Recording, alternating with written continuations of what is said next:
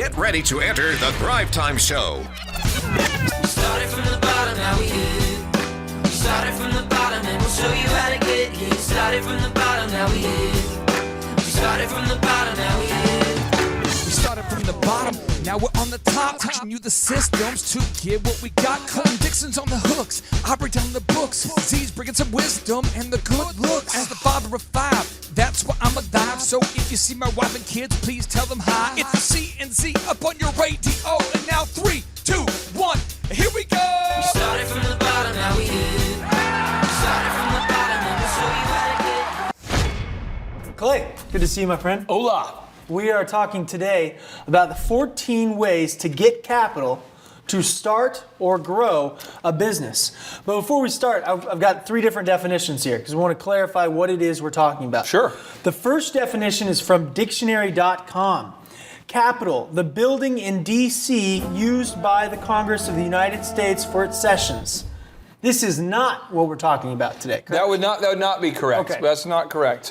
Some people, their strength is not spelling. I just wanted to clarify. That's not on the table for discussion. We're not going to go there. Okay, good.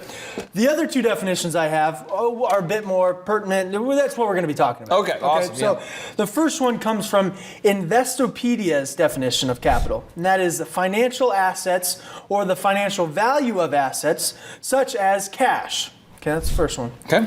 Number 2 is the factories, machinery, and equipment owned by the business and used in production. What does this mean to you, Clay? Well, let's look at each one here. We'll go with definition number 1 here. The financial assets or the financial value of assets. Basically what this means is if you have cash, maybe you have gold, you have silver, maybe you have Bitcoin, anything that you have you can exchange it has value. You can exchange for value. That would be considered, capital. An example of what would not be capital would be like a car that's worth $20,000 and you owe $7,000 on it, and you couldn't quickly liquidate that to fund your business. So when I refer to capital, as we talk about capital, we're talking about being able to basically get cash to put into your business to use to grow your business. So you can't have a half paid for car and a half paid for this or that. We're talking about the cash you need to grow your business. In businesses, the lifeblood of a business is cash. When you run out of cash, you're out of the game. So that's how you stay in the game. And the second is a lot of people watching this maybe have a factory or you have some kind of industrial plant or something. And these things can be considered as capital because it's all this machinery and all these things that basically produce revenue for you. And so that's the 2 different definitions. Okay, I got it. Now, I know Napoleon Hill, one of your favorite authors here, author of Think and Grow Rich, he wrote and defined capital as capital consists not alone of money, but more particularly of the highly organized, intelligent group of men who plan ways and means of using money efficiently for the good of the public and profitability to themselves. So elaborate on that a little bit for us. Well, Napoleon Hill, what he's talking about with capital is he's talking about how literally when a group of men or women get together for the concept of adding value to the marketplace, he believes that's a form of capital. Because he's saying like there could be a ton of money, a ton of financial prosperity that is mined from the mines of men, like it's mined like a miner would mine gold out of the ground. They can mine it from the mines of men and women. And so he believes that the basis of all capital and the beginning of where money and wealth and prosperity comes from is from the minds of men. And so he makes a big point here to talk about how capital is intelligently organized groups of people that can come up with ways and means to make money. And he believes that you can't make money unless you're offering a service that is of value to the marketplace. Right. All right. Well, I'm just going to go ahead and identify the elephant in the room here. There's a lot of entrepreneurs that are watching this and they're saying, yeah, I know what capital is now. Thank you for, breaking that down for me, but there's no way that I can raise capital because of what business I'm in, because of, the relationships I have. That's scary. I don't know how to go there. I don't know what to do about that. Yeah. What do you say to that person? I would say that right now in our country, and really not just now in our country, but at any time in the history of the planet, since they've had currency, and I'm not going to get too deep, but currency called fiat currency, which is currency by decree, where we say that this piece of paper has money. Since that we've used currency in the way we know it today, there's always been a huge surplus of capital and always been a shortage of good ideas. And so a lot of people have half-baked, poor ideas that are ill-conceived, and they're trying to raise money for them. There will never be enough capital for those people. Example, maybe you have known somebody, or maybe you've done it yourself. You've got $10,000 that you found yourself with, or $5,000. You found yourself with some big amount of cash, and you found a way to spend it all immediately. Other people can take $5,000 and multiply it many times over because they're industrious with how they use the money. And so anyway, I would just say that the main thing we want to think about is there's not a shortage of capital, there's a shortage of good ideas, and a shortage of the ability to communicate your good ideas. So if you feel like there's a shortage of capital, you need to do a gut check or a self-check and say, am I, one, good at presenting my ideas? And two, do I even have any good ideas at this point? And I mean, a lot of businesses, the biggest issue they run into is a lack of capital that they have possession of. I understand what you're saying is there's not a lack of capital out there, but Napoleon talks about the issue that comes about when you don't have enough capital. And he says in that same book, Think and Grow Rich, he says, lack of capital. This is a common cause of failure among those who start out in business for the first time, without sufficient reserve of capital to absorb the shock of their mistakes and to carry them over until they've established a reputation.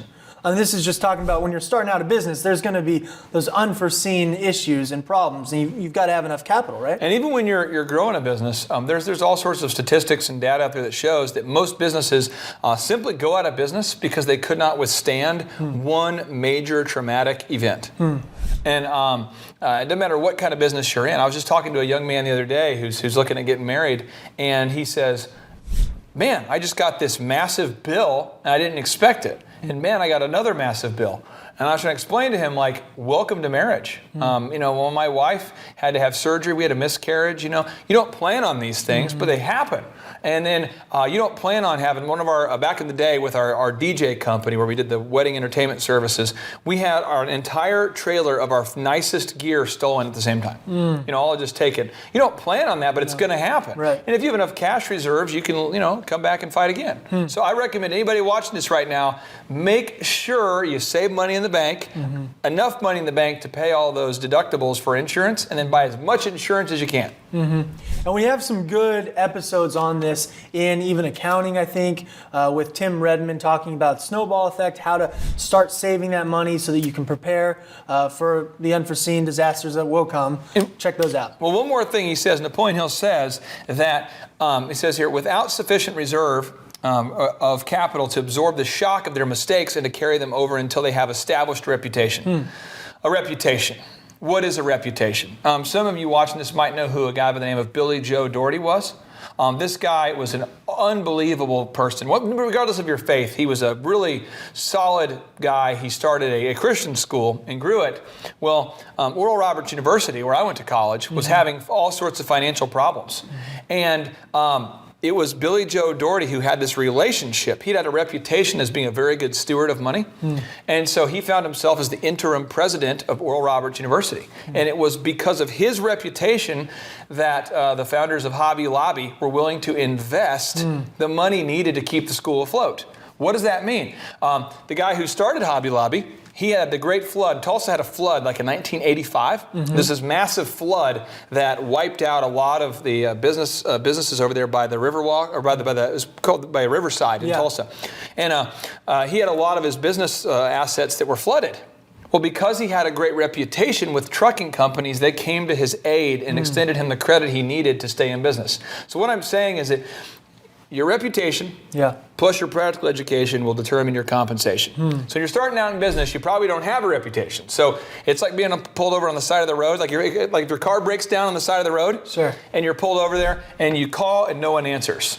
You're calling for emergency and no one answers. That's what it's like not having a reputation in business. So when you're starting out as a small business owner, you will not have a reputation. So it's really, really, really important that you have cash reserves until your reputation is such where you can have a mastermind, as Napoleon Hill defines here, this group of people that are organized for the purposes of creating money that can help you and be available to help you when you have tough situations. Before we jump into these 14, I want to make sure that all of our viewers know a little bit about you and specifically your expertise in this area. This is not new to you. You've been raising capital, creating capital for quite a while now. I think you've got a very diverse history too. I think you've helped doctors, small business owners, franchise owners raise money. money. Talk to us a little bit even about your real estate experience. Just dive into that real quickly for us. Well, full disclosure, we are not endorsed by Perrier. Yeah, I'm glad you clarified that too. We have not ever been contacted by them about endorsing our program. Technically. They haven't called us per se, and we haven't called them per se, but we believe things are in the works in the cosmos. It's a feeling. It's a feeling we have, and that feeling is what we believe, and that's why we have Perrier on the set today. And it's not because I just drink this flavor neutral beverage.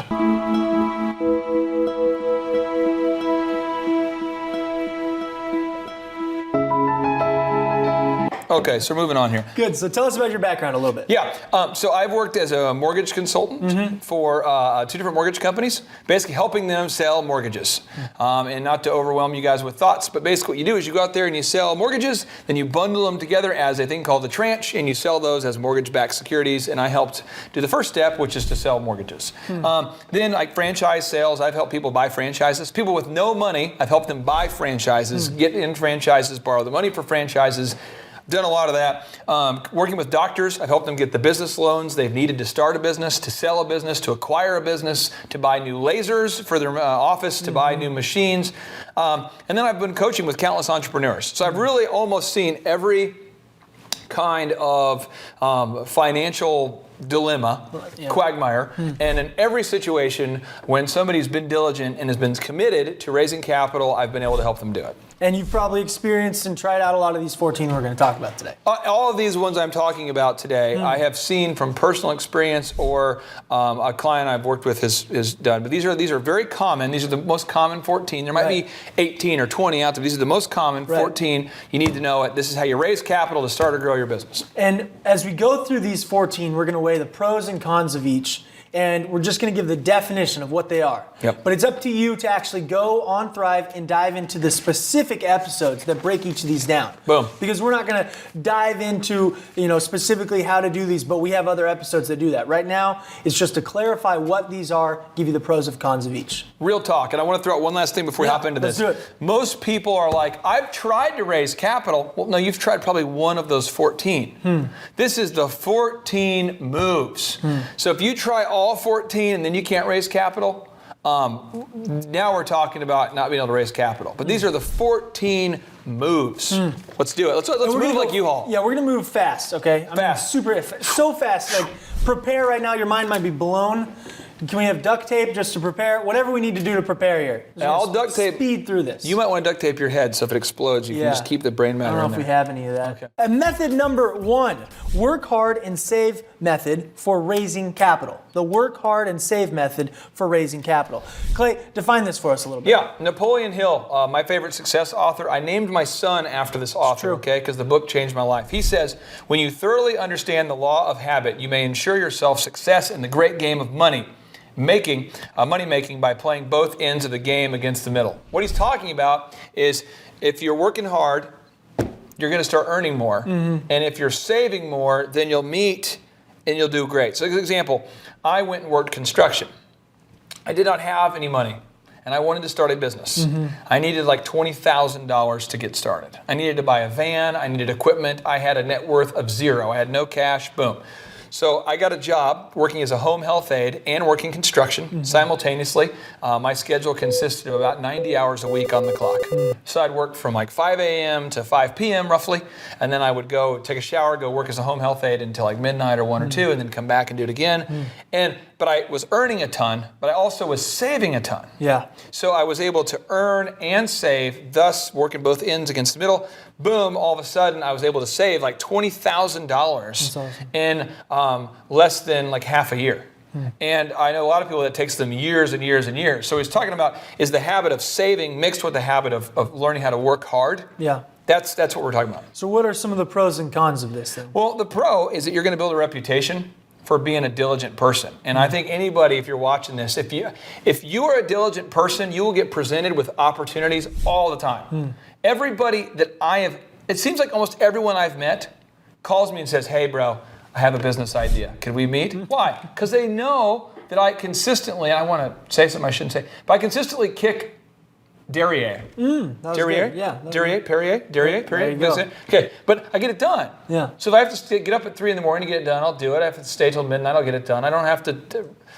I don't worry about my work-life balance. I just get it done. Right. And because of that, people are like, "You're diligent. I'll invest in you." So I have more opportunities than I know what to deal with all the time. But the con of that is you just can't run around anymore just buying stuff Right. whenever you feel like it. You can't really be you can't just be this person who every time you hear a marketing commercial, you're like, I should buy that. Ooh. And so, because that's what most people do. Right.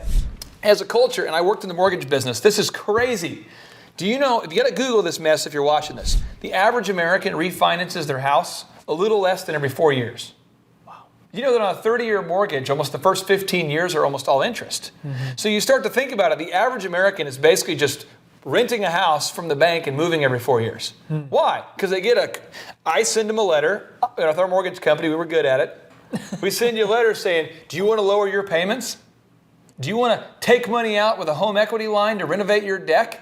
Do you want to go on that dream vacation that you deserve? And they're like, yeah, we do. And I'm like, yeah, I know you do. And you take money out, and it's this great game of marketing, and then you can't be influenced by that, though. Right. I'm a marketing guy, and I'm telling you, do not be influenced by that mess, because every company's trying to market. You know, Starbucks says, treat yourself. I think you should treat yourself, but if you treat yourself every day, you're going to be massive. Yeah. Right? So you just got to be very careful that you're not just led Sure. by marketing. Good. Okay? You got to say no to things. This second method is similar to this. I think it goes hand in hand here. Yep. This is method number 2, the live below your means method.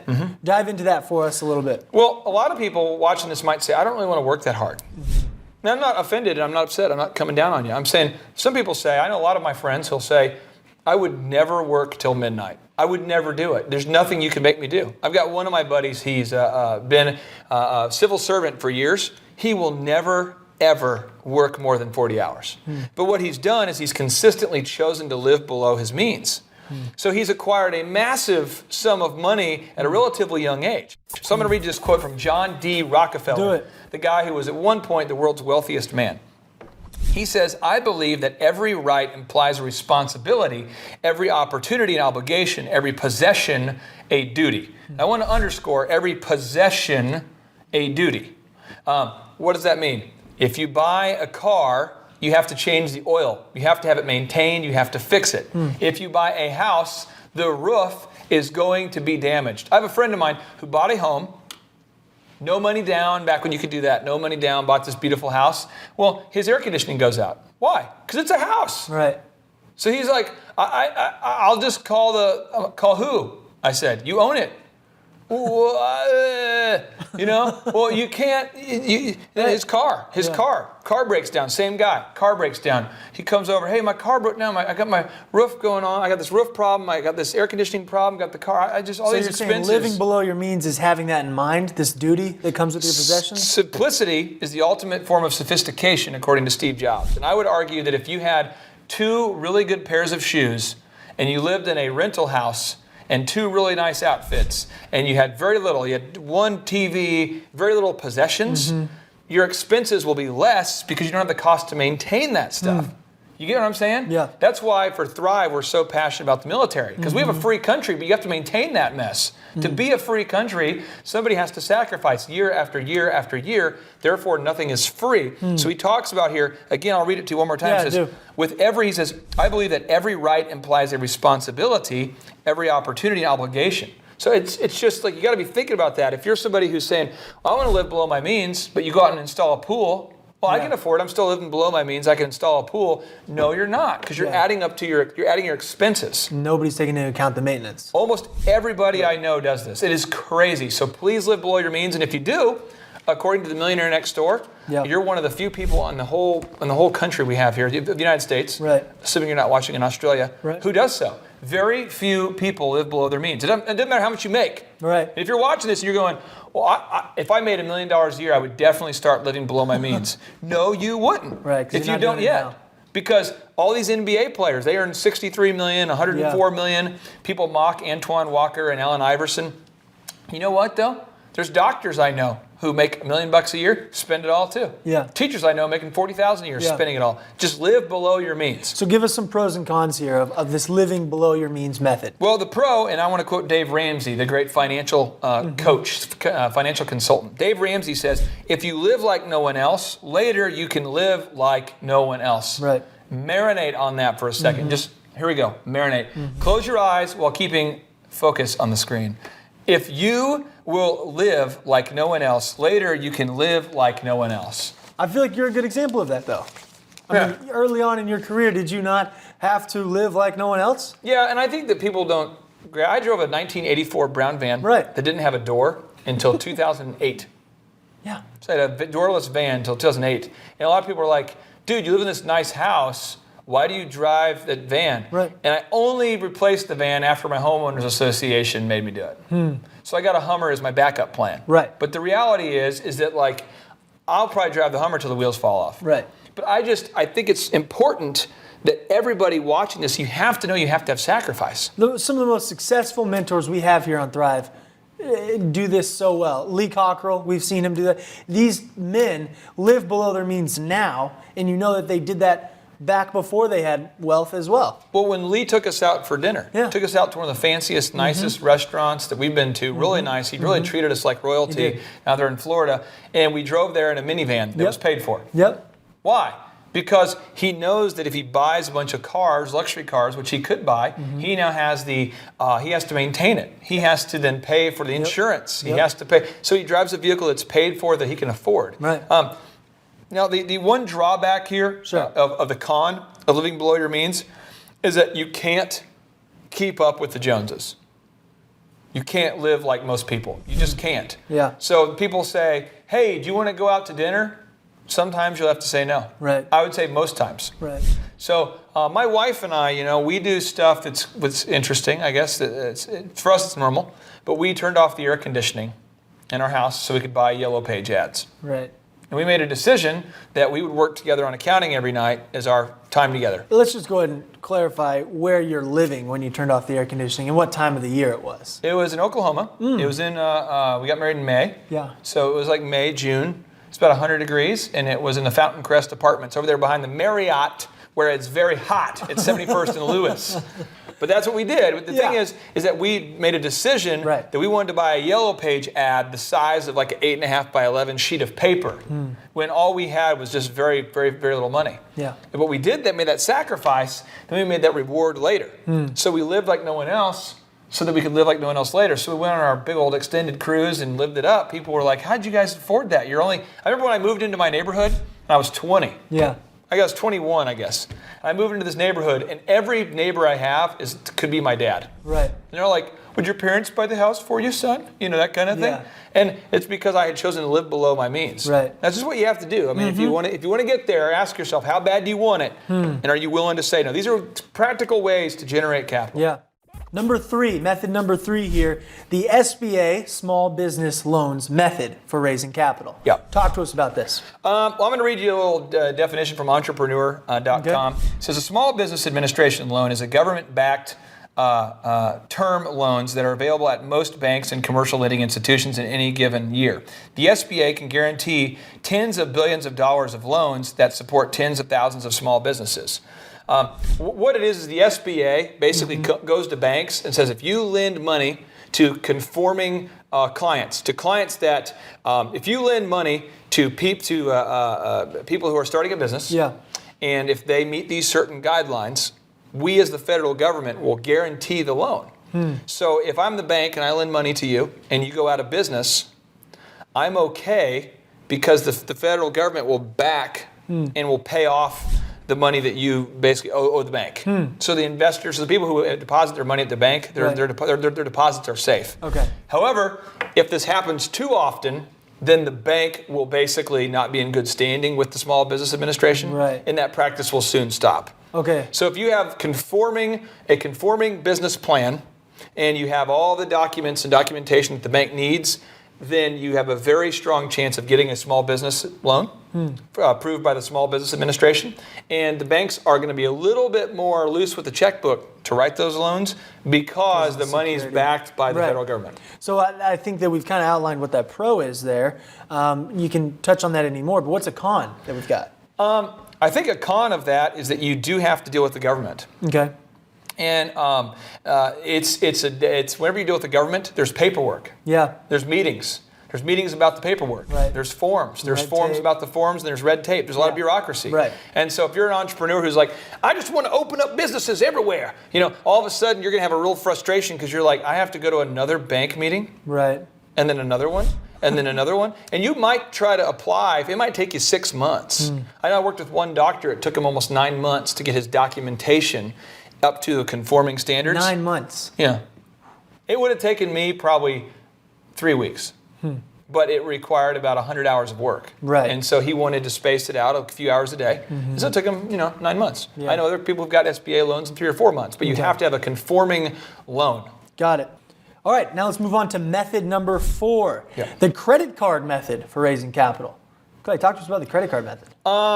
This is where a lady or a dude will use their credit card to finance their business. And if you are resourceful and you have a good credit line or good credit standing, you can use this method without ever paying interest. And so I guess a good example would be, I knew as a young man that I wanted to start businesses, and I knew I had no money. Right. So what I did was I went on, at the time they didn't have this website, but I went on to Discover Card and I applied for a card, which I've had since I was, I think, 16. And I built up a limit where in 2007, I think I could buy like $100,000 of purchases on my card at any given time. Wow. With 18 months, no interest. Wow. So that is real talk. So now what you do on a credit card method, I'm going to walk you through it. Okay. I'm going to go ahead and buy stuff as indicated. This will be the debt. Okay. This is this paper. A lot of times the they debt. call debt paper or notes, whatever. Yeah. So this is the debt. And let's say it's $100,000. I can have another credit card, and you want to have the other credit card set up, by the way, before you do this. Right. But then what happens is there's a no charge or a very minimal charge to transfer balances. So if this is a MasterCard, I can then use my Discover card, and in 6 months, after I've paid it down a little bit, I'll transfer the balance from one card to the next, Okay. thus freeing me up for another 18 months. There you go. And every 6 months or so, I'll keep doing this. If I have a 6-month no interest period, every 6 months I'll transfer. And so in 2003, 2004, I booked, I think, 45 weddings on the same day. Wow. And I think I had 6 DJ systems, Oh. or maybe 10. And so I bought them all on credit cards, just maxed out every single card I had. And I kept one for working capital. And then what I did was I charged the brides and grooms a deposit Right. to as a down payment to reserve the DJ. And then when their wedding date came and I got the full payments, I just paid them off. And I've done that probably 100 times. So you're saying you use one card, you make a big purchase. You wait 6 months usually? Well, a lot of in times, this method. if you go on to creditcards.com, Creditcards.com. you can find the cards that have no balance transfers. Okay. And they don't talk about this at college because I don't understand what they're teaching there. Right. But they should be teaching this. But a no balance transfer fee, what it means is you can transfer the payment that the amount of money you owe from one card to the other. So the key is you want to get your credit score up high. Well, how do you get your credit scored high? What you need to do is you need to have, there's a thing called a Chase Freedom Card. And a Chase Freedom Card is basically anybody on the planet almost can qualify for that. And get yourself a cell phone bill. If you're a young entrepreneur, get it in your own name. Pay your utility bills. Now, here's the real talk. If you don't pay your utilities on time, do you know it hurts your credit score? If you have all your cards maxed out, do you know it hurts your credit score? Right. So what you're going to want to do is you're going to want to have credit cards where you never spend more than about 50% of the limit. Okay. And you pay them off every single month. Got it. But what's awesome is you'll call them about every 3 months and say, again, this is a process. Okay. But every 3 months, just call your credit card company and say, hey, I would like to request a credit line increase. And they say, how much? You say, I'd like to double it. And then the dude puts it in the machine. Boop, boop, boop, boop, boop. He says, you're approved. And all of a sudden, you now have 2,000. So let's just say you have 10 dudes working in a company. So it's a startup. Right. Or 3 dudes All right. So forward is where, if you guys are trying to raise money, what you do is you all go on creditcards.com. Yeah. You all apply for a card. Okay. You get a no balance transfer fee card, and you go up there, and then you each get like a $2,000 limit. Spend, buy it all, and then have a second card that you already have. And once you get time where you owe money on it, transfer the balance from one card to the next. And then make sure you never get caught where you have a balance due and you don't have any money. Right. But you should have a business model. I mean, I knew that no matter what, I was going to pay it off. Right. Because that's how I roll. Right. Now, if you're someone who's like, well, I might pay it off, well, then don't do it. Right. But this is a great and very, very valid method. And Sarah Blakely, who started the billion-dollar company Spanx, did this. People that, a lot of people, I know of 3 guys who, very, very successful millionaires who actually own home building companies, started their companies with this. I love it. So this is the move. I love it. It's very practical. All right, so tell me about the pros and cons of this credit card method then. The pros is that you can use the balance transfer to move money over, and the credit card is fast. You know why? Because you're dealing with a non-government entity. Right. Sweet. So what you do is you apply. They tell you right now, no, you're not accepted. Yes, you are. You get a card sent to you overnight, 24 hours. 24 hours later, dude, you are spending money. Right. Bam, that's sick. Yeah. So like I have this awesome MasterCard. It's a silver. It's called a silver card. That beast, I get some cash back on that. So I'm gonna take my wife on a trip to Miami. Right. All paid for with my rewards points. Not $1 out of pocket. Super cool. A lot of your Christmas gifts. For free. Yeah. So I do that. That's cool, right? Yeah. For free. That's nice. And so it's fast. Right. You get cash back rewards. You can transfer money. It's great. Bad deal. Here's the cons. Bad deal. If you do not pay the payment in full each month, your interest will be so sky high, you will believe that you are in Colorado at the top of some mountainous resort smoking pot. Wow. Yes. That's super high. That's high. Okay, well that's good. That's a good warning. Yeah. Pros and cons there. Very high. Method number 5, the venture capital method for raising capital. Sure. Now, this is something you've been doing most recently, I believe. Talk to us a little bit about this. I have done venture capital to raise money for other people in the past, not on the scale that we're doing for Thrive. Right. Because Thrive is designed to be a global, worldwide overhaul of entrepreneurial education. But I have done venture capital on a smaller scale. And I think a lot of people, when they read venture capital, they say, Silicon Valley. True. There's only about between 400 and 600 active, meaning companies that actually lend money on a consistent basis through what they call institutional investments. So it's like a company that actually lends money. That's what they do. That's what they do. They have analysts who analyze every deal. They look at every deal. Very few, there's only between 400 and 600 of those. So that's what venture capital is usually people are referring to when they think about it. Right. But venture capital could also be somebody who's crazy enough to invest in your business or believes in it enough to put money in it, and it's not secured. You're putting money in, but it's not guaranteed by, like, when you lend someone a house, you're not lending money to someone to buy a house. You're not that crazy because you're saying, I will lend you money to buy this house. If you do not pay for the house back, I'll take the house. Right. In my mind, student loans are the craziest venture capital ever because you're lending money to a person who doesn't have discernible job skills and they have no ability to pay it back. And what can you take? Nothing to take. We'll take you back. You know, you can't take their. So, but venture capital is like unsecured investment dollars that people are investing in your venture. That's what that is. And I'll kind of go ahead and read you the definition from entrepreneur.com. Good. Venture capital funding is the type of funding that includes venture capital from professionally managed funds that have between $25 million and $1 billion to invest in emerging growth companies. Okay, so what are some of the pros and cons of this one then? The pro is that if you have a high growth, high tech, high financing needs business, it could be perfect. So, I mean, if you have a company where you say, it could be worth $1 billion, then venture capital, it makes a lot of sense. Right. Because the people investing money need to have so much of a huge upside that it's worth it. Right. And when people invest in venture capital, I don't care what venture capital book you read. There's one called Pitching Hacks, which is good. There's a book written by Bill Draper. The name escapes me, but we can put it up on the screen. It's Venture Capital book by Bill Draper. What he talks about is that, like, venture capital, they have to believe that, you know, over half of the businesses they invest in are going to go belly up. Right. So they better make enough money on the ones that win to make it worth it. Now, on the con side, what's bad about it is it's hard to get. I mean, when you tell people that you're open for business and that your business is lending money, everyone lines up. Right. So there are thousands of people trying to get venture capital, and almost nobody can get an appointment. And then the people who can get an appointment, almost none of those people can close the deal. Right. So we have an episode that talks about how to do that, Yes. but it's very hard to get. You can do it. Yep. You can do it, but it is hard. Right. All right, so let's move on to method number 6. Come then. on. This is the family and friends method for raising capital. Yep. Talk to me a little bit about it. Well, I'm just going to read this to you. This is something I wrote earlier, but it says, a diligent man or woman who is totally sold out to their business and knows that they simply will not stop applying effort until they win. So they feel confident asking every human they have ever met to invest in their company. Right. That's what this is. And a lot of people, it's weird. It's just weird. I don't get it. I do not understand it. If this is you, we do not have to agree, but I just want to share this. I want to speak directly to you. If you're somebody watching this and you're going, I don't know what you're saying right now. Preach it. I don't understand how you could be so emotionally invested in a company that you would ask a bank to lend money, but you wouldn't ask your own family. Right. I don't get it. So because if you're sold out to the business, why would you not feel comfortable in your uncle investing in it?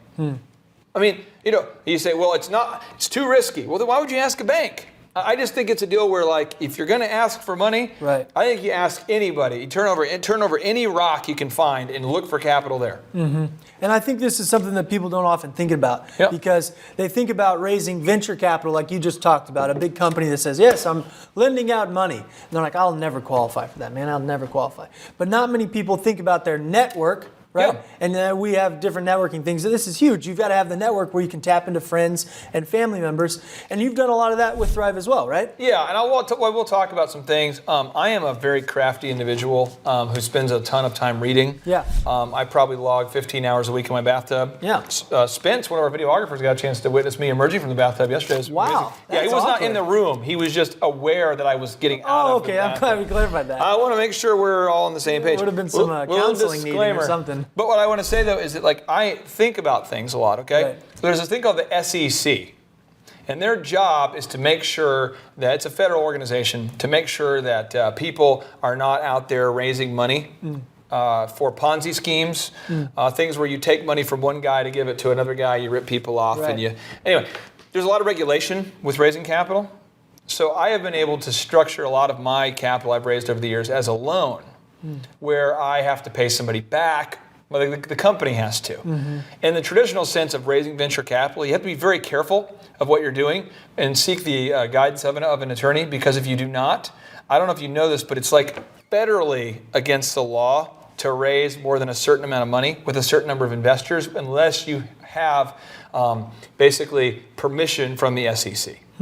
So it usually takes about 6 months to get through that process if you want to raise that kind of capital. So before you get too crazy raising venture capital, just Google the SEC, find some things there, or you can watch some other Thrive episodes about venture capital. Good. All right, so what are some pros and cons here of the family and friends method? Well, the family and friends is that, one, if you're tenacious and you honor your commitments, family is a great method.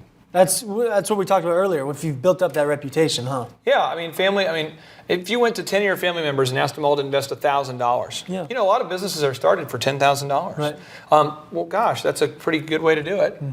Now, the con is that if you're not tenacious and you're somebody who is, you're not resilient in the face of adversity, and you're going to quickly end relationships with these family members in a very harsh and painful way. Right. I have a guy that I knew from college who's a sloth. And he says, I'm going to move to LA and I'm going to start a big, big company. And I'm saying, hey, I don't mean to rip you, but real talk, up to this point, you've been a sloth. Right. Whatever, bro. He's asking everybody from college to invest money in him. I'm going out to LA. I'm going to start this thing. And I'm like, have you ever seen Holmes wake up before 10 in the morning? Have you ever seen him, and they're like, but he's super smart. Right. He's got like a 4.0 from Oral Roberts University. This guy's going to be something. Yeah. And I'm saying, hey, I'm just telling you, he's just smart, but he's not tenacious. Right. Well, he went out there and spent every dime that people had, never paid him back, never worked through adversity, and everyone can't stand him. Right. That's painful when it's your family and your friends. Right. So it just gut check if you're watching this. I'm not judging you. I'm just saying if you're watching this, you need to go ahead and ask yourself, are you the kind of person who should be asking your friends and family for capital? Right. I feel like investors are concerned about the idea, obviously, but a big part of what they're betting on is the person. Absolutely. The vast majority of what they're betting on is the team. Which is a big reason why anybody that's invested in Thrive wanted to get to know you or your family and get to know what you were all about and your work ethic, all of that. That's what they're betting on. We had a venture capital meeting yesterday with a guy, and he was basically wanting to know about our team. Right. Who's doing the video, who's doing the photo, Exactly. who's building the website, where are you from? That matters to people more than almost anything. Exactly. So your integrity is a big thing. That's huge. Method number 7. Oh, here. come on now. This is the angel investor method for raising capital. Okay, so talk to me a little bit about this angel investor method. Yeah, well, there's an article that's written on March 12th of 2013 by, I can't pronounce her last name properly. It's probably Tanya Prive or Tanya Prive or Tanya Privy or Tanyi Privy. We apologize, Tanya. We apologize. We apologize. But it appeared in Forbes magazine, and she says the term angel investor originally comes from Broadway, where it was used when describing the people that provided financing for theatrical productions. Interesting. Angel investors, this is some more clarity for you. Angel investors invest their money where the typical amount raised is usually between $150,000 and $2 million. Mm-hmm. And since angel investors are often individuals that have held it like high up positions, executive positions at large companies, they often provide fantastic advice and introductions to the entrepreneur, in addition to the funds. So it's a huge deal because what you have to realize here is that there's a Harvard study that was done, and it actually showed that this Harvard report showed that companies that had secured angel financing had a much higher chance of survival than ones that did not. Because of that mentorship? Yeah, because the person who's lending you money or investing in you is somebody who's been successful. Sure. And now they're coming on not as a venture capital firm where it's a company lending you money. I mean, when you get money from a bank, they don't give you a lot of advice. Oh. They say, you can come up to the SBA Office of Advocacy and learn if you want to. No thanks. Yeah. Or you can talk to one of our banker representatives. He can help you. There's some banks like Regent Bank, where Sean, one of our Thrive members, Sean Copeland is the head of Regent Bank, where they offer coaching and classes for their clients to help them be successful, but very few do. Right. But angel investors, when they lend you money, you're not just borrowing their money, you're borrowing their mind. That's huge. How cool is that? Yeah. To have a billionaire partner? That's neat. Yeah. I'll just give you an example. Reid Hoffman teamed up with Airbnb. Right. His firm invested, but he took the role as kind of like an angel investor and mentor. And as those guys were dealing with the challenges of growing Airbnb, they could call a guy who started LinkedIn. Yeah, that's huge. How cool is that? So that's the main difference then, I guess, with angel investing versus venture capital is that you've got this mentor to, wisdom you can draw on right there. Well, technically the definition is the angel is going to be a dude who lends you money, or a lady, a human. So venture capital cannot be a single person. It's usually venture capital is normally from a big fund. Okay. So, but that's kind of like if you're saying I'm raising venture capital, usually you're talking about a fund. Sure. And then if you're doing angel investors, it's there. So could you technically, I guess, classify Shark Tank as an angel investment kind of setup? I think that Shark Tank is one of the most ridiculous and asinine concepts that's ever been presented on the planet Earth. Interesting. And because people are giving 45% of their company away. Right. For someone to invest $50,000. Yeah. And why? Just go work construction like I did. Yeah. Go max out your credit cards like I did. Ask your family and friends like I did.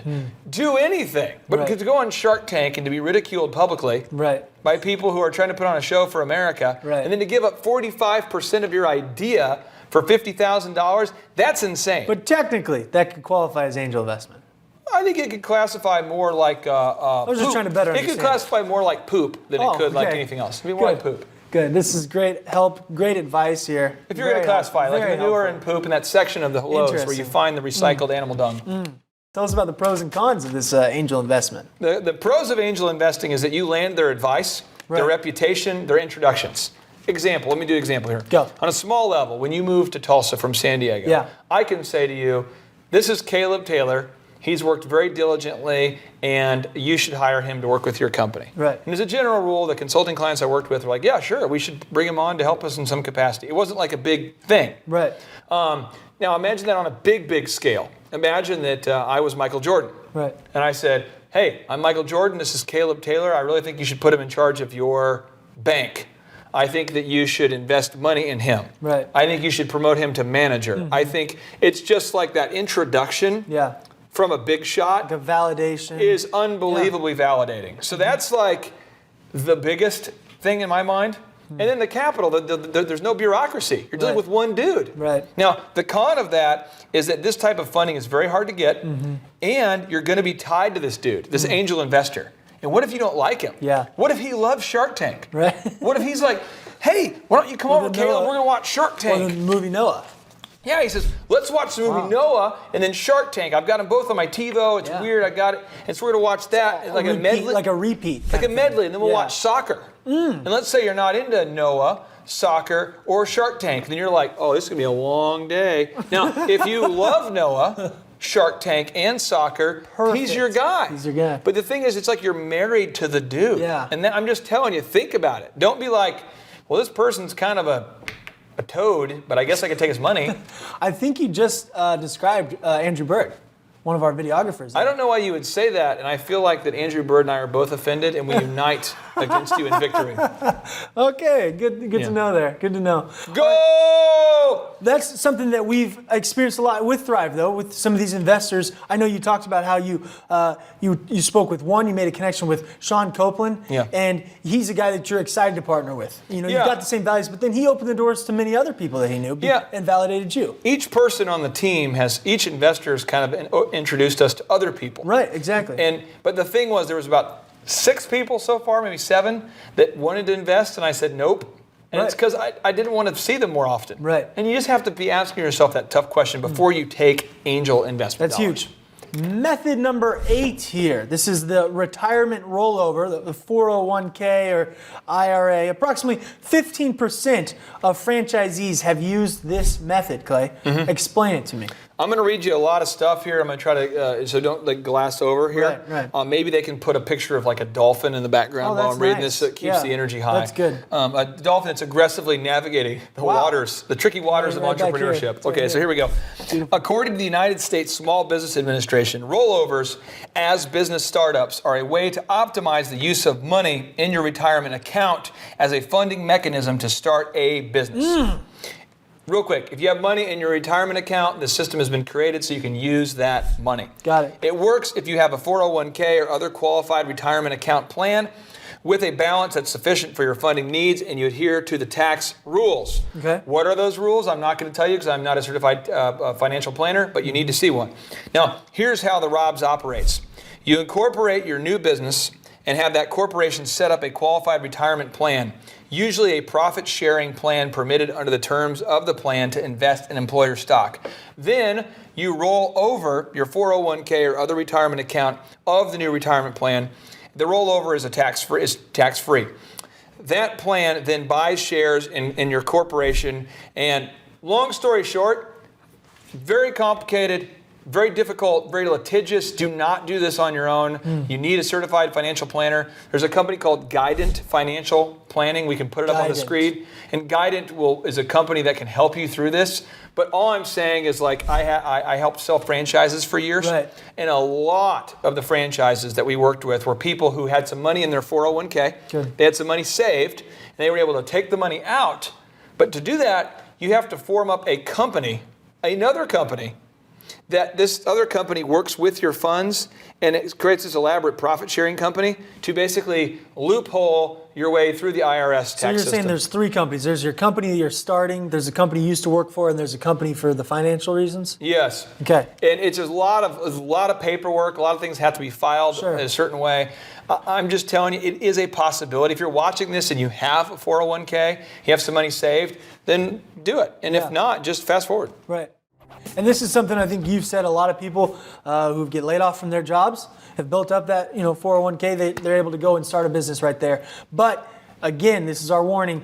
This is very tricky waters. You have to have somebody helping guide you through this, or else there can be some serious consequences. Yeah, and Guidant Financial is the only company that I have worked with that I can say, not that there's not other good companies. Yes. But Guidant Financial is a company that I know that specializes in helping people do this. Yeah. And I would recommend you find somebody in your local area or Guidant Financial themselves to help you through this process. So what are some of the pros and cons here of this option? Well, the pro is you can tap into your 401k savings right now. Right. So that's pretty cool. I mean, you have money you've been saving for retirement, and all of a sudden you find yourself unintentionally retired. Yeah. Maybe you got laid off. Maybe you decided, I should buy a boat. You moved to Belize and you're like, I don't have any money. So you need an income. Right. So you can able to tap into your savings and do that.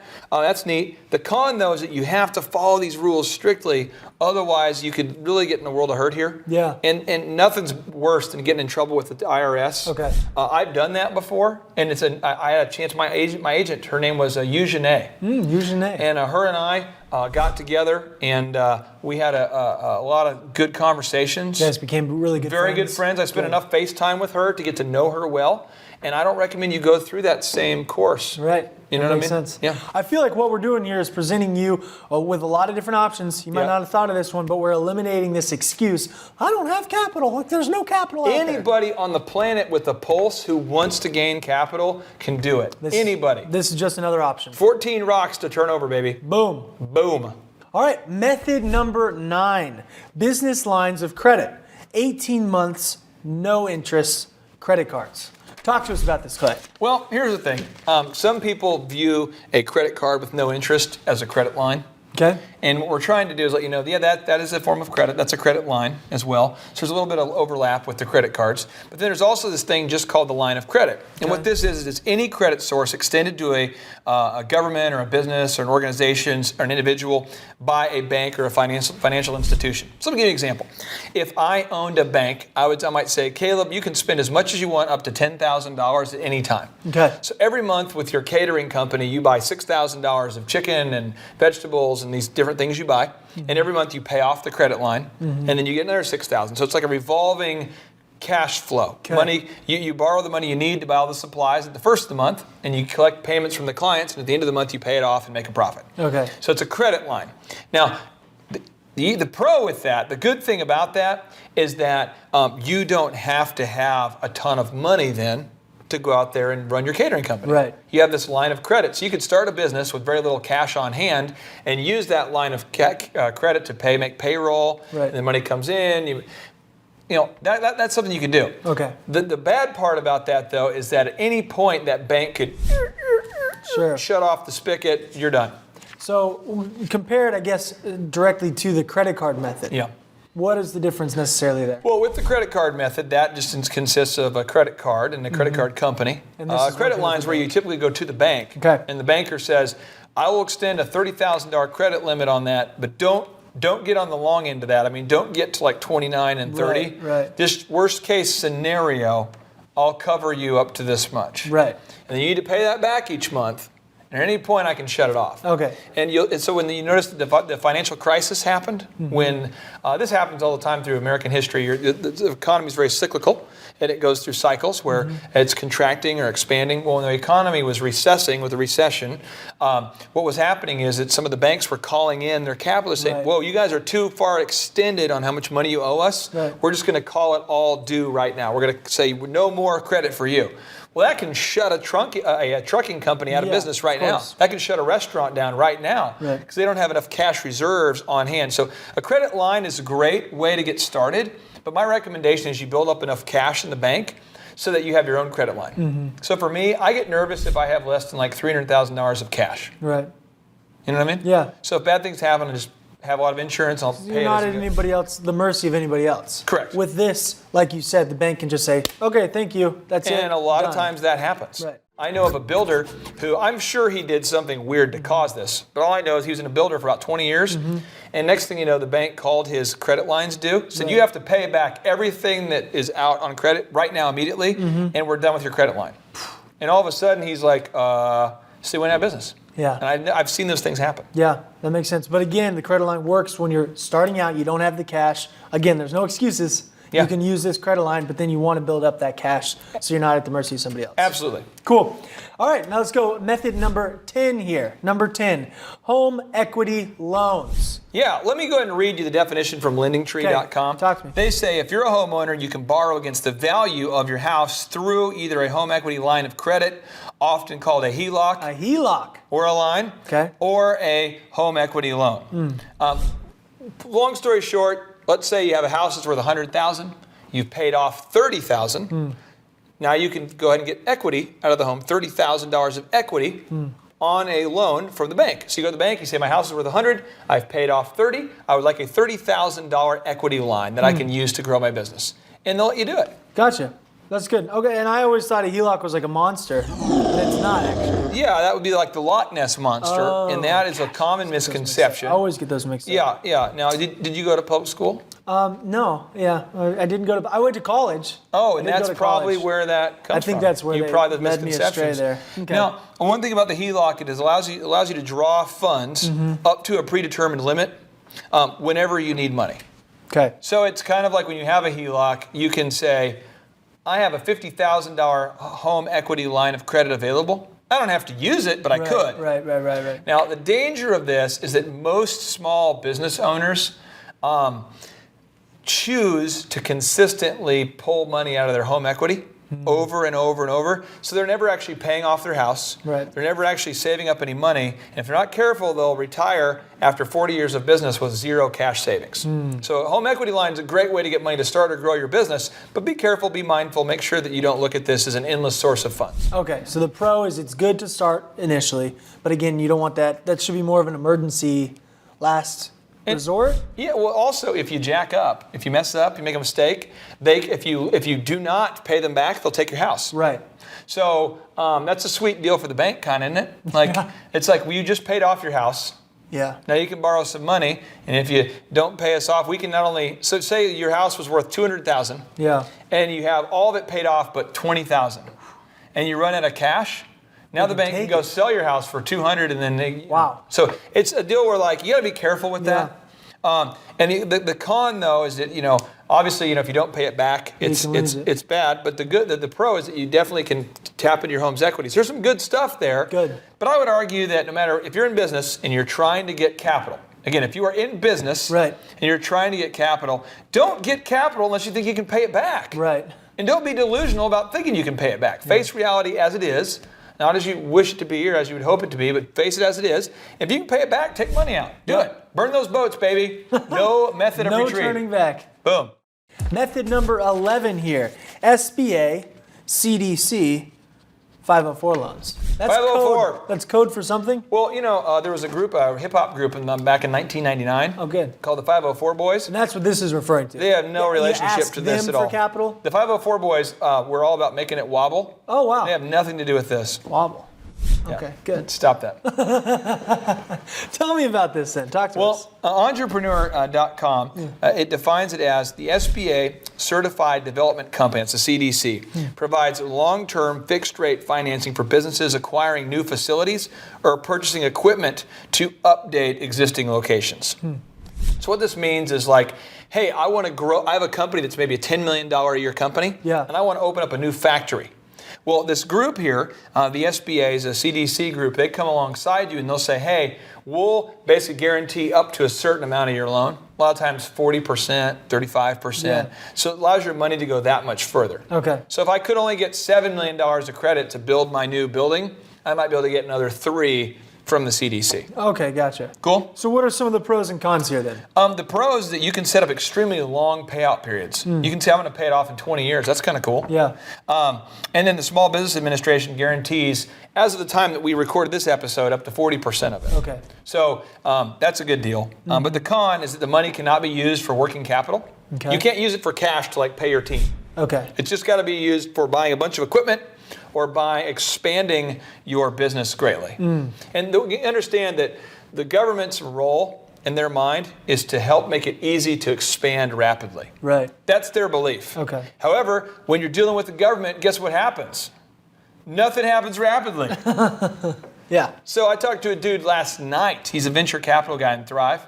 Oh, this story is priceless. Yeah. I'm trying to just get down on my salad. And I'm starting to get nauseated because the story is just sick. Yeah. So I'm just like trying to eat, and it's good salad, barbecue chicken on it, and he's like, so I built this building and they won't let me put up a sign.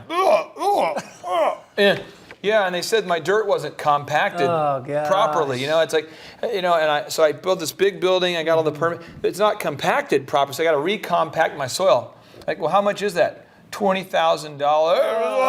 You know, $20,000. And I'm like, so really, so what else is going on? Well, I wanted to have a decorative, like a decorative beam in front of my building. Of course, yeah. You know, just a decorative doesn't affect the structure at all. Right. And the city said, well, you can't do that because it'd take us like 6 months to approve it. You know, and I'm just like, gosh, that's great. So then he says, I want to put a sign up though, because he has, you know, a business. Right. It's a general, you don't want to be like a stealth business where you're like, can't find us. Caleb, let's do this interview, man. You know what I mean? I want to be in a situation where people can see me. That would be it. That'd be weird. So he has a sign, and his sign, apparently they say you can build the building, but you just can't put up a sign, you know, for your business. And he says, well, why? And I said, well, it's just, we actually have been very strict this year. And this particular city actually did not know, because they do some blind votes, like where they vote without knowing what company it is.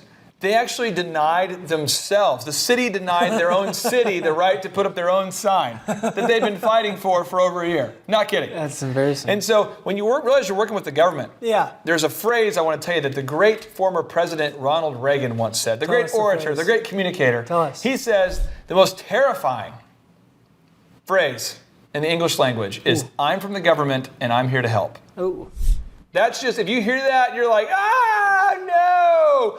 So I'm just saying, like, if you're watching this right now and you work for the government, you know what I'm talking about. Yeah. Don't act like you don't either. Don't act like you don't. And if you have ever worked for the government, you don't act like you don't know what I'm talking about. So a pro here is that you can pay it off over a long period of time. It's good if you're expanding, you know, maybe not rapidly, but if you want to grow, you can use this option. Yeah. Negative, your options are limited here with what you can do with this money and how fast you can do that thing. There was a company that hired me to do consulting who only needed to pay me $18,000, and it took them almost 7 months to pay me using one of these stupid loans. Oh. So, like, that's stupid. Yeah. In my mind, I would rather go open some sort of like corn shucking company and just make money corn shucking, or I'd rather go start a paper route, or I'd rather go sell candy bars. I'd rather do anything than to wait that long to pay somebody or to do something. So, but if you have like a big expansion, you're trying to build a $10 million building, maybe the time is worth it. Right. But I'm just telling you, beware. Yeah. Google this and you'll see all sorts of reviews from people who are like, after getting that loan, I kind of felt nauseous. That's what people it's gross. There's a lot of people commenting that exact comment. Well, nobody but me. Keep going. Method number 12 here. The business incubators. Bam. Talk to me about this, Clay.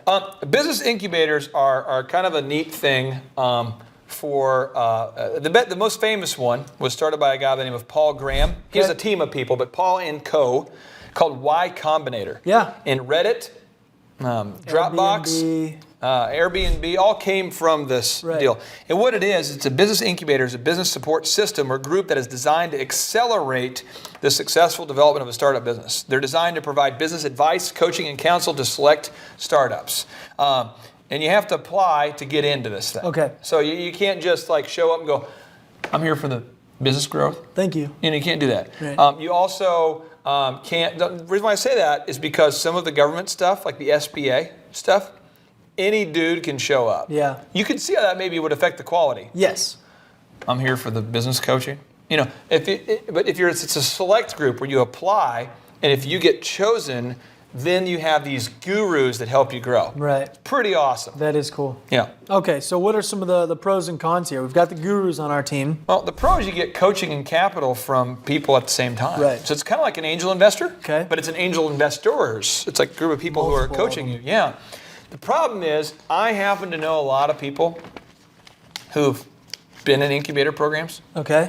All of which are not successful. And it could be just because they know me. It could be like, you know me. If you're the homie that know me, you're going to fail. You know what I mean? That could be the deal. It could be a bad deal.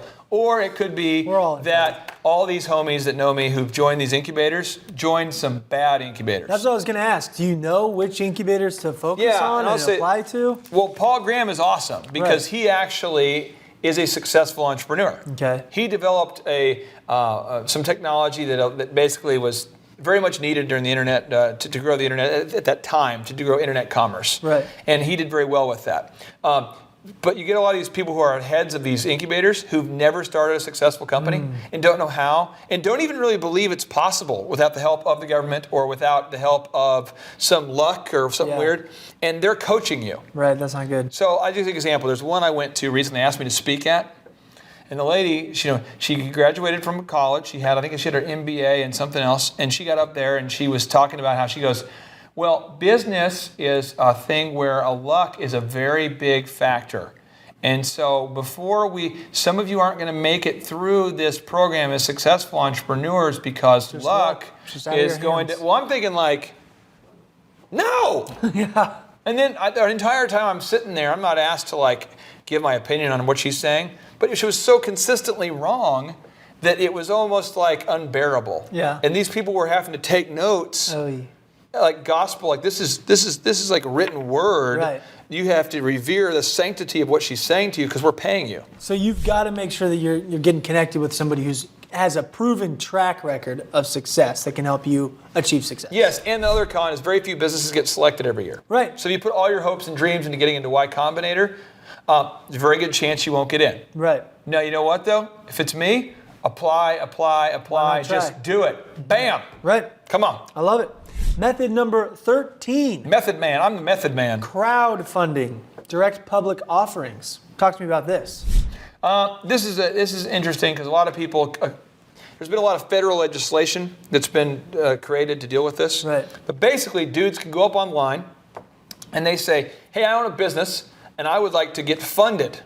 One that I'm super excited about is called Soylent. Soylent. Birdman, one of the camera guys, and we are pumped. It's a complete meal replacement. We have 2 videographers who are into Soylent. Wow. It totally replaces your meal. Okay. And but this guy was like, I have got this meal replacement product, and I think that you should invest in it, essentially. He has a really nice video, and he explained the process. Well, anybody could invest in it. And you just found that online? He just posted that on like a site? Forbes found it, because he had raised something like, I don't remember how much he raised, but I want to say it was like $500,000 he'd raised doing crowdfunding. So these are like those Jumpstart websites and stuff like that? Yeah, and the good thing about it is that there's a lot of them now. Right. And there's a legitimate opportunity to get funded. The bad part is that you're giving up a considerable amount of your equity, and there's transaction fees. You have Kickstarter. Right. Indiegogo. You have a Rocket Hub. Fundraiser.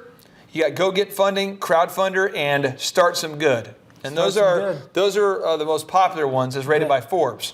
And again, the pro is that you can raise a lot of money, a little money from a ton of people. Okay, and So- the negative again? Well, you're going to pay 5 to 6% of whatever you raise in fees. So if I raise $100,000, 5 to 6% immediately goes to the company to raise money, to like Kickstarter. Sure. And then they also have transaction fees, like 3 to 5%. So a lot of times, 10 to 11% of what you raise goes out the window right away. Right. And when you're usually offering, people pretty good terms already. So you end up, it becomes, financially, you have to be smart. Sure. But I think that's a great option for a lot of people. Yeah. And for people like the average American watching this, if you're like, well, I don't know if I want to invest $1,000 in a business, but maybe I want to invest 10. Yeah. It's pretty cool because like 1,000 people can invest $10 in your idea. Right. Yeah. Very cool. Yeah. Number 14, method number 14 here, the partner method. Clay, talk to me about the partner method here. Well, a business partner is a professional relationship that should be contractual. Okay. This is my view on it. If you don't agree, then maybe you're right, maybe I'm not. But this is what I found, is that it's an exclusive bond in which both parties, me and you, we are agreeing to not commit to ally ourselves with any other third parties, competitors. Okay. So I have partnered with many people, 2 of which have partnered with me and then said, I find out like a year into it, they are now competing with me. Wow. While they're still partners with me. But you had a contract. No, that's why I'm wanting to hammer this home. Okay. Each time I went through the legal process and my attorney was like, look, you have to get it in contract. Now I don't play that game. Right. Now I will not handshake with you. I will say, yes, I will honor my commitments. But these people literally, because businesses work. Yeah. And they're like, my partner's a tyrant. They're talking about me here. Yeah. My partner's a tyrant. He wants me to do my job and says whatever it takes. I don't want to do that. Yeah. So they do is they go out and they partner with, they basically start their own business over here so they can double dip. Right. So they can get money from me as well as money on their own. Right. You can't do that. Right. And so partnership is just like, it's big. Okay. It's a big thing. A lot of people do it. I would argue that a very large number of the business owners watching this are either partners or are going to be partners. Right. This applies to a lot of you. So I'm going to read this quote to you, and I hope that when you read this quote from John D. Rockefeller, as our program observer is taking notes, this quote is from John D. Rockefeller. Okay. It says, a friendship, can you repeat it after me so we kind of go back and forth? Friendship. Founded on business. Founded on business. Is better. Better. Than a business. Than a business. Founded on friendship. Now, what am I talking about? I'm talking about a friendship founded on business is better than a business founded on friendship. What we're saying is, don't team up with dudes just because you're friendly. Because they might not be a good partner. Furthermore, you don't know how people deal with life until you see them deal with money. Good. So if a guy is like super difficult about paying you what he promised, Yeah. probably not a good friend. Right. Somebody who's super honorable about paying you what they promised, great friend. Yeah. Give you an example. I've got a friend of mine I've worked with for years. Every time he owes me like $10 or $1,000, or we're in business, so sometimes he'll put money into the company and I've got to pay him back, or he's got to pay me back, whatever. If he owes me $1,000, he always writes me a check for like $1,010. Yeah. And if he ever fills my car up with, if he ever borrows my car for business stuff, he tops it off. There's just that relationship that you want to do, you want to treat others the way you want to be treated. Yeah. This is not common. And most people are really, really cool until you start getting them involved with money. So what John D. Rockefeller is talking about is the friendships that you build through business are ones that can last a lifetime. Because when you've been in a meeting with somebody, you've argued with them passionately about your point, and you've walked away still respecting each other, you're like, man, that person's a rock. Right. And in business, bad things happen, emergencies happen, family issues happen. It's a great way to kind of filter who your friends are. Okay, but as far as it comes to capital, you're saying the partner is a way to increase capital because when you're putting in money, they are as well? Is that why this fits here? Yeah, the pro for this is that basically, you can take 50% of your time, so and basically devote half of your time to, in theory, raising money. Right. And then you can spend the other half working on the business. Or the other way, you'd have to spend 100% of your time focused on. Or another way, you could say, you'd have to pay for it all yourself. Now you can cut all your expenses in two. Right. Now that's the pro. You can cut all your expenses in 2 or 3 or whatever. The downside is that you have to cut the pie as well. Right. And so you have to be thinking about the pros and cons of that. I love partnerships because I find that I have tremendous giftings in certain areas, and somebody else has a gifting in another area. Right. And if you partner with the right people, you can not only split the capital costs, but you can also split the brain power. Right. Now, what's dangerous is when you team up with people that are exactly like you. Yeah. So now you're like, who wants to do accounting? I don't. Well, who else doesn't? I don't. Oh, who has money? I don't. What about you? Don't. But marketing, we're good at marketing. I got marketing. So you want to have partners that all bring different things to the table. Right. Cool. That makes sense. Okay, and so the negative too, I can assume, is oftentimes in the partnership, you might have one person doing a lot more of the work, right? In any group of people, there's usually one person that's doing 70% of the work for the Right. group. And in partnerships, it's no different. Yeah. Except for when you have it set up, when you set up an operating agreement from day one, Okay. and you clarify on that legal document what you will do and what they will do in exchange for their compensation. So a good example would be like in real estate. Yeah. I was not a licensed broker or agent. So I said, I will procure, I will market, I will get the website to the top of Google, I will do the PR, I will do what's needed to procure clients, to get clients to the business. Right. Braxton, you will close those deals, you will make it happen, you will do the transactions. And we never had disagreements about who did what. Right. Yeah. But a lot of partners are like, I thought you were doing that. Right. No, I thought you were doing that, Billy. That kind of thing. So, Yep, that makes sense. Yeah. That makes sense. Awesome. Well, those are the 14 different options here for you as you're growing and starting a business. Don't trick yourself into thinking there's no capital out there. There is. There's no more excuses. One of these options will work for you. You got to be diligent and persistent. The number of new customers that we've had is up 411% over last year. We are Jared and Jennifer Johnson. We own Platinum Pest and Lawn and are located in Owasso, Oklahoma. And we have been working with Thrive for business coaching for almost a year now. Yeah. So what we want to do is we want to share some wins with you guys that we've had by working with Thrive. First of all, we're on the top page of Google now. Okay, I just want to let you know what type of accomplishment this is. Our competition, Orkin, Terminex, they're both $1.3 billion companies. They both have 2,000 to 3,000 pages of content attached to their website. So to basically go from virtually non-existent on Google to up on the top page is really saying something. But that's come by being diligent to the systems that Thrive has, by being consistent and diligent on doing podcasts and staying on top of those podcasts to really help with getting up on with their listing and ranking there with Google. And also, we've been trying to get Google reviews, asking our customers for reviews. And now we're the highest rated and most reviewed pest and lawn company in the Tulsa area. And that's really helped with our conversion rate. And the number of new customers that we've had is up 411% over last year. Wait, say that again. How much are we up? 411%. Okay, so 411% we're up with our new customers. Amazing. Right. So not only do we have more customers calling in, we're able to close those deals at a much higher rate than we were before. Right now, our closing rate is about 85%, and that's largely due to, first of all, like our Google reviews that we've gotten people really see that our customers are happy, but also we have a script that we follow. And so when customers call in, they get all the information that they need. That script has been refined time and time again. It wasn't a one and done deal. It was a system that we followed with Thrive in the refining process, and that has obviously the 411% shows that system works. Yeah. So here's a big one for you. So last week alone, our booking percentage was 91%. We actually booked more deals, more new customers last year than we did the first 5 months. Or I'm sorry, we booked more deals last week than we did the first 5 months of last year from before we worked with Thrive. So again, we booked more deals last week than the first 5 months of last year. And it's incredible. But the reason why we have that success is by implementing the systems that Thrive has taught us and helped us out with. Some of those systems that we've implemented are group interviews. That way we've really been able to come up with a really great team. We've created and implemented checklists. That way everything gets done and it gets done right. It creates accountability. We're able to make sure that everything gets done properly, both out in the field and also in our office.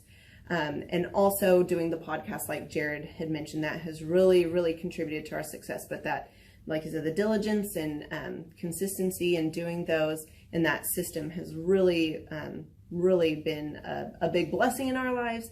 And also, it's really shown that we've gotten the success from following those systems. Yeah. So before working with Thrive, we were basically stuck.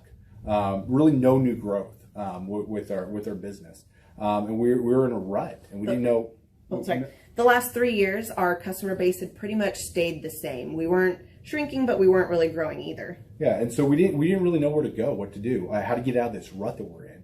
But Thrive helped us with that. They implemented those systems. They taught us those systems. They taught us the knowledge that we needed in order to succeed. Now it's been a grind. Absolutely, it's been a grind this last year. But we're getting those fruits from that hard work and the diligent effort that we're able to put into it. So again, we were in a rut. Thrive helped us get out of that rut. And if you're thinking about working with Thrive, quit thinking about it and just do it.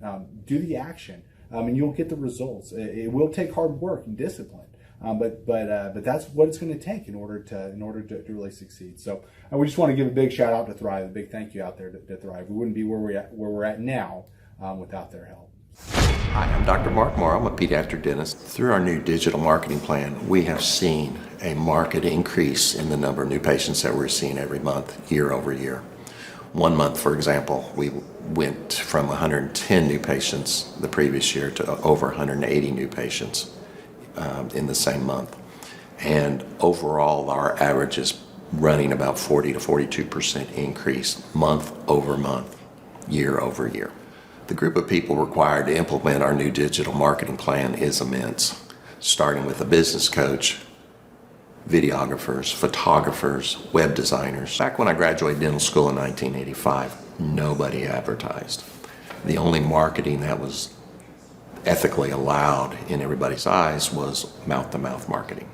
By choosing to use the services, you're choosing to use a proven turnkey marketing and coaching system that will grow your practice and get you the results that you're looking for. I went to the University of Oklahoma College of Dentistry, graduated in 1983, and then I did my pediatric dental residency at Baylor College of Dentistry from 1983 to 1985. Hello, my name is Charles Kolaw with Kolaw Fitness. Today I want to tell you a little bit about Clay Clark and how I know Clay Clark. Clay Clark has been my business coach since 2017. He's helped us grow from 2 locations to now 6 locations.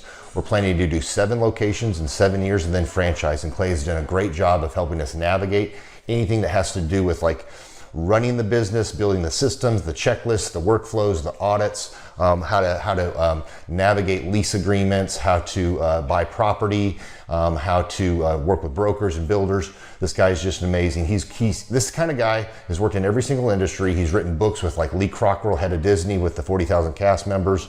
He's friends with like Mike Lindell. He does Reawaken America tours, where he does these tours all across the country, where 10,000 or more people show up to some of these tours. On the day-to-day, he does anywhere from about 160 companies. He's at the top. He has a team of business coaches, videographers, and graphic designers and web developers, and they run 160 companies every single week. So think of this guy with a team of business coaches running 160 companies. So in the weekly, he's running 160 companies.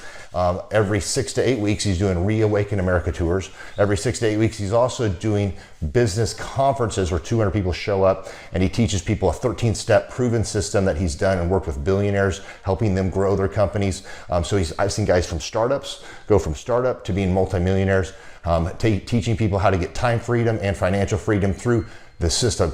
Critical thinking, document creation, putting it into organizing everything in their head to building into a franchisable, scalable business. Like one of his businesses has like 500 franchises. That's just one of the companies or brands that he works with. So amazing guy, Elon Musk kind of like smart guy.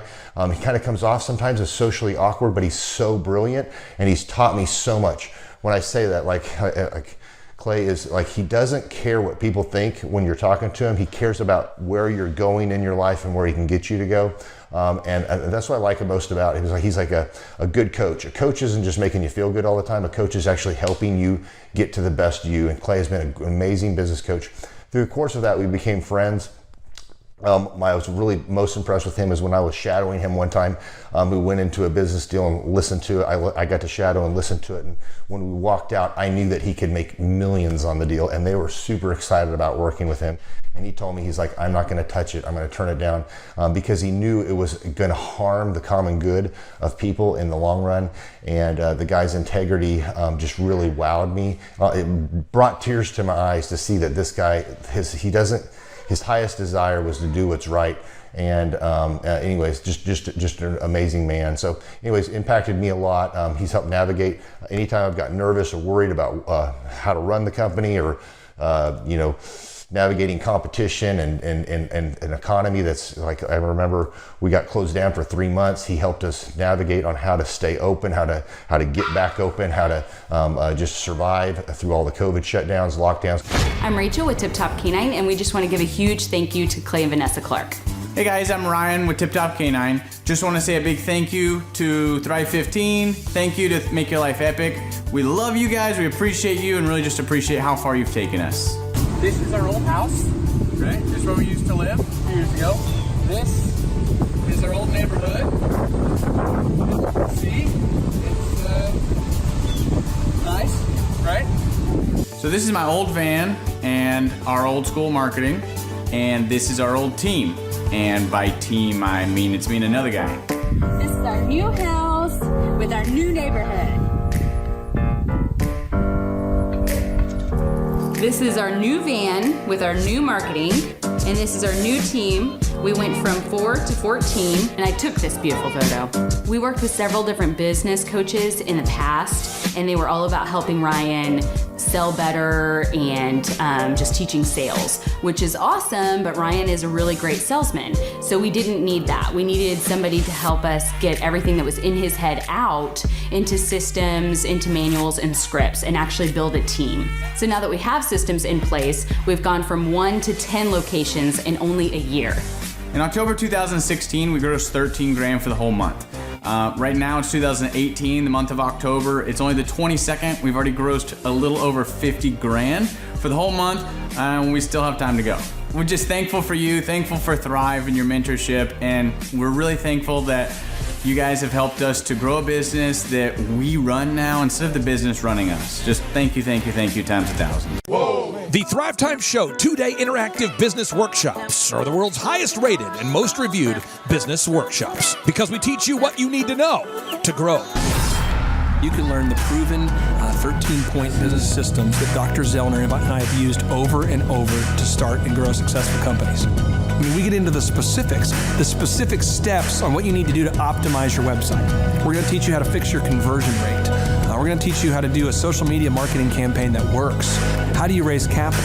How do you get a small business loan? We teach you everything you need to know here during a 2-day, 15-hour workshop. It's all here for you. You work every day in your business, but for 2 days you can escape and work on your business and build these proven systems so now you can have a successful company that will produce both the time freedom and the financial freedom that you deserve. You're going to leave energized, motivated, but you're also going to leave empowered. The reason why I've built these workshops is because as an entrepreneur, I always wish that I had this. And because there wasn't anything like this, I would go to these motivational seminars, no money down, real estate, Ponzi scheme, get motivated seminars, and they would never teach me anything. It was like you went there and you paid for the big chocolate Easter bunny, but inside of it, it was a hollow nothingness. And I wanted the knowledge, and they're like, oh, but we'll teach you the knowledge after our next workshop. And the great thing is we have nothing to upsell. At every workshop, we teach you what you need to know. There's no one in the back of the room trying to sell you some next big get-rich-quick, walk-on-hot coals product. It's literally, we teach you the brass tacks, the specific stuff that you need to know to learn how to start and grow a business. And I encourage you to not believe what I'm saying, and I want you to Google the Z66 auto auction. I want you to Google elephant in the room. Look at Robert Zellner and Associates. Look them up and say, are they successful because they're geniuses, or are they successful because they have a proven system? When you do that research, you will discover that the same systems that we use in our own business can be used in your business. Come to Tulsa, book a ticket, and I guarantee you it's going to be the best business workshop ever, and we'll even give you your money back if you don't love it. We've built this facility for you, and we're excited to see you. And now you may be thinking, what does it actually cost to attend an in-person 2-day interactive Thrivetime Show business workshop? Well, good news. The tickets are $250 or whatever price that you can afford. What? Yes, they're $250 or whatever price you can afford. I grew up without money, and I know what it's like to live without money. So if you're out there today and you want to attend our in-person 2-day interactive business workshop, all you got to do is go to thrivetimeshow.com to request those tickets. And if you can't afford $250, we have scholarship pricing available to make it affordable for you.